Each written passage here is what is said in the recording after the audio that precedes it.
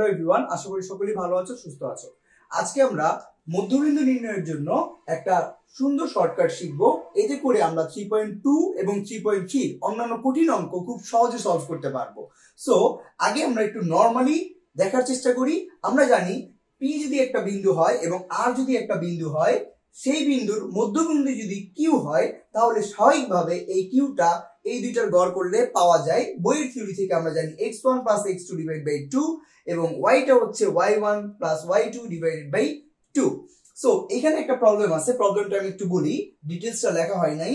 সেটা হচ্ছে p একটা বিন্দু -3,4 এবং q একটা বিন্দু 2,5 এবং আরেকটা বিন্দু x, y।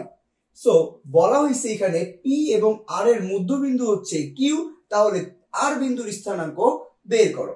তো সাধারণভাবে আমরা যদি এইটা এই থিওরি দিয়ে করতে যাই, তাহলে আমরা হয়তো এটা লিখবো যে 2 = x + -3 / 2। দ্যাট মিন্স এখান থেকে তুমি x বের করতে পারবা 4 = x - 3, দেন তুমি x পাবা x = 7। আবার তুমি যদি y বের করতে চাও, y + 4 / 2 = 5। সো তুমি এখান থেকে পাবা y = 10 - 4 6। সো এটা প্রবলেম কিন্তু সলভ হয়ে গেল। কিন্তু আমরা যে কঠিন কঠিন অঙ্কগুলো শিখবো, সেগুলোর জন্য এই ছোট্ট অঙ্কটা একটু কঠিন করে শিখি। আমরা একটু দূরত্ব নিয়ে খেলি। সো দূরত্ব নিয়ে খেলতে গেলে আমাকে বুঝতে হবে যে এখান থেকে এখানে ডিফারেন্সটা কত। দেখো, যদি এটা মধ্যবিন্দু হয়, তাহলে এখান থেকে এখানের যে দূরত্ব এবং শুধুমাত্র ভুজের দূরত্ব, এখান থেকে এখানের ভুজের দূরত্ব একই হইতে হবে, এবং এখান থেকে এখানের কোটির দূরত্ব এবং এখান থেকে এখানের কোটির দূরত্ব অবশ্যই অবশ্যই একই হইতে হবে। সো দেখো তো এখানে ডিফারেন্সটা কত, -3 আর 2, ডিফারেন্সটা হচ্ছে 2 - -3, দ্যাট মিন্স 5। তার মানে এই যে এইটুকু পোরশন আমার হচ্ছে 5 একক। আচ্ছা, এবার যদি একটু লক্ষ্য করো, -3 থেকে 2, তার মানে -3 থেকে 2 অবশ্যই বড়। তার মানে এদিক থেকে যখন আমি সামনের দিকে মুভ করতেছি, আমার x এর স্থানাঙ্ক বাড়তেছে। সো কতটুকু বাড়তেছে? 5 ইউনিট বাড়তেছে। এবার তুমি যে x টা পাবা, সেটা হচ্ছে এই 2 এর সাথে 5 ইউনিট যোগ করবা। তার মানে কত দাঁড়ালো তোমার? 7। অনুরূপভাবে আমার y এর ডিফারেন্সটা দেখতে হবে। 5 আর 4 ডিফারেন্সটা কত? 5 - 4, 1 ইউনিট। সো 1 ইউনিট আমার তখন এই যে y এর ক্ষেত্রে এইটুকু হচ্ছে আমার 1 ইউনিট। তাহলে যেহেতু এখান থেকে এখানে বাড়তেছে, 4 থেকে 5 হইলো, তাহলে এবার 5 এর সাথে কতটুকু যোগ করব? 1 ইউনিট। সেম, কারণ মধ্যবিন্দু তো দূরত্ব সমান। তার মানে 5 + 1 6, তার মানে 7,6। এটাই কিন্তু আমরা এইভাবে পেয়েছিলাম, 7,6। সো এই অঙ্কটা কেন আমরা কঠিনভাবে করলাম?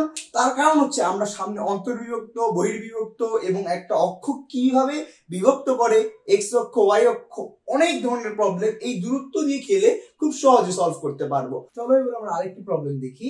p -9,2, q 6, -1 এবং r x, y। প্রশ্নে বলা আছে p আর r এর মধ্যবিন্দু যদি q হয়, তাহলে r বিন্দুর স্থানাঙ্ক বের করো। যেহেতু মধ্যবিন্দু, তার মানে এই দূরত্বটা আর এই দূরত্বটা আমার একই দূরত্ব। তাহলে এইটা যদি আমরা দূরত্বের মাধ্যমে সলভ করতে চাই, প্রথম কাজ হচ্ছে আমাদের ডিফারেন্স বের করা। দেখো, এই প্রবলেমটাতে আমরা খুঁটিনাটি সবকিছু বলতেছি যাতে করে তোমাদের কোনো রকম সমস্যাই না হয়। সো দেখো, ডিফারেন্সটা বের করব কিভাবে?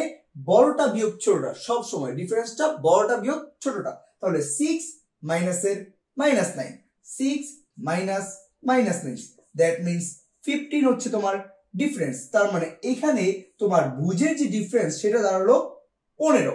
তাহলে এবার একটু যদি লক্ষ্য করি, -9 থেকে যখন আমি 6 এ যাচ্ছি, অবশ্যই বাড়তেছে। যদি বাড়ে, তাহলে এই ডিফারেন্সটা এর সাথে যোগ করলেই পাওয়া যাবে। দেখো কিভাবে করি, 6 + 15, তার মানে এখান থেকে এখানে যদি বাড়ে, তার মানে এখান থেকে এখানেও বাড়বে, আর বাড়লে এই ডিফারেন্সটা যোগ করব। তার কারণ হচ্ছে আমি শুধুমাত্র ডিফারেন্স মানে বড়টা বিয়োগ ছোটটা করেছি। এভাবে করলে তোমার আর প্লাস মাইনাস নিয়ে টেনশন করা লাগবে না, বাড়লে যোগ, কমলে বিয়োগ। তাহলে এটা তোমার দাঁড়ালো ভুজ 21, তার মানে x = 21। এবার দেখো, এটা এখান থেকে কিভাবে পাওয়া যায়? -9 এর সাথে তুমি যদি 15 যোগ করো, তাহলে মনে হয় 6ই পাবা। দেখো একইভাবে পাচ্ছি, বাড়লে যোগ। সো এবার আসো ওয়াইটা বের করি। তো ওয়াই এর জন্য দেখো ডিফারেন্স বের করব। 2 minus minus 1 that means 3, 2 minus minus 1 that means 3। দূরত্ব আমার হচ্ছে 3, কিন্তু এবার লক্ষ্য করতেছি যে এখান থেকে এখানে গেলে কি হচ্ছে, হ্রাস পাচ্ছে, কমতেছে। তার মানে এবার এখান থেকে এখানে গেলেও হ্রাস পাবে। কতটুকু হ্রাস পাবে? -1। কতটুকু হ্রাস পাবে? 3 হ্রাস পাবে, -3। দ্যাট মিন্স তোমার দাঁড়াবে হচ্ছে -4।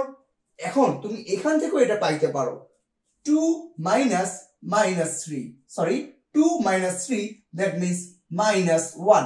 এবার তুমি এই যে দূরত্বের যে সূত্র আছে দুটি বিন্দুর দূরত্ব সূত্র দিয়ে করে দেখবা যে এইটা তোমার একই আসতেছে। তার মানে x আর y আসলো 21, -4।